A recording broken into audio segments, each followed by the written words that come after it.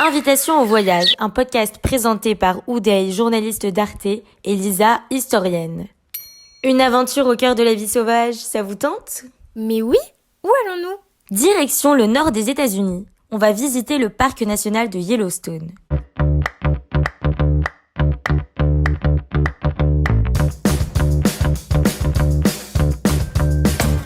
Et c'est ainsi que nous nous sommes lancés dans cette excursion, une expérience unique d'immersion dans la wilderness que nous tenions à vous partager.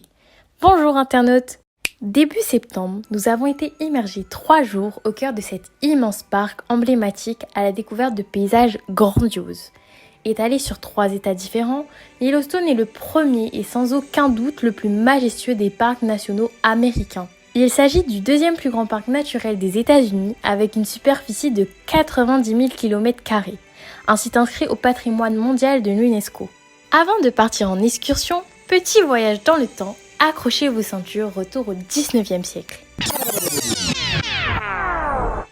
Le 19e siècle marque un tournant symbolique dans la stratégie du gouvernement américain en faveur de l'environnement. Une politique de protection de la nature est mise en place.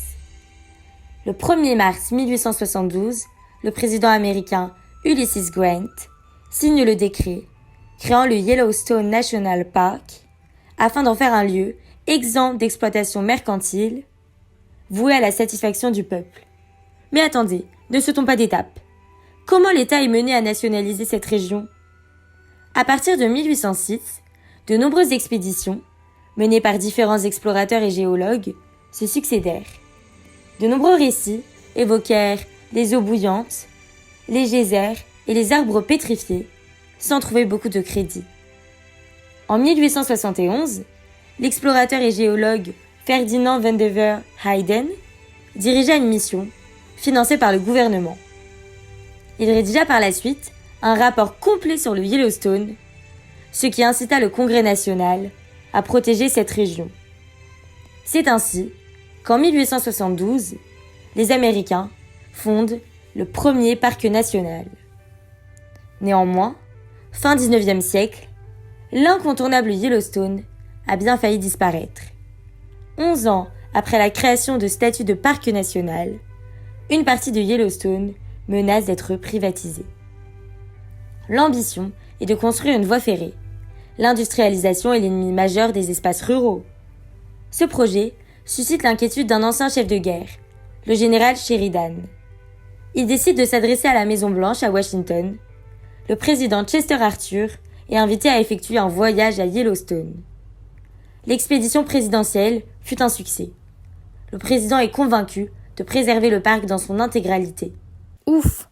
Comme quoi, même les grands hommes sont sensibles à l'immensité de Yellowstone. À présent, retraçons notre parcours. Laissez-vous surprendre par les 1001 curiosités naturelles que l'on vous a sélectionnées.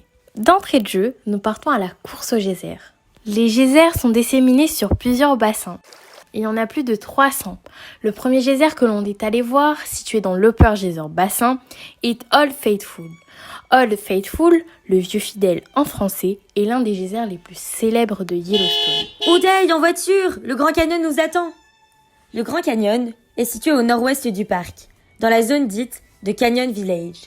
D'ailleurs, savais-tu que le mot Yellowstone, pierre jaune en français, provient de la couleur des rochers du Grand Canyon ? Ensuite, nous sommes allés voir les fameux Mammoth Hot Springs, des sources chaudes étalées à flanc de colline. On a également découvert les mares de boue, les Mud Pots. Sans oublier le lac Yellowstone, immense, à l'image du reste du parc. On est allé voir une partie de sa rive à Westham à l'occasion d'une promenade en canoë, où nous avons pu voir de nombreux pêcheurs pêchant des truites. Yellowstone constitue un véritable paradis pour la pêche, mais attention, la prise doit être relâchée. Il est déjà 18h30. Il ne faut pas rater le coucher du soleil.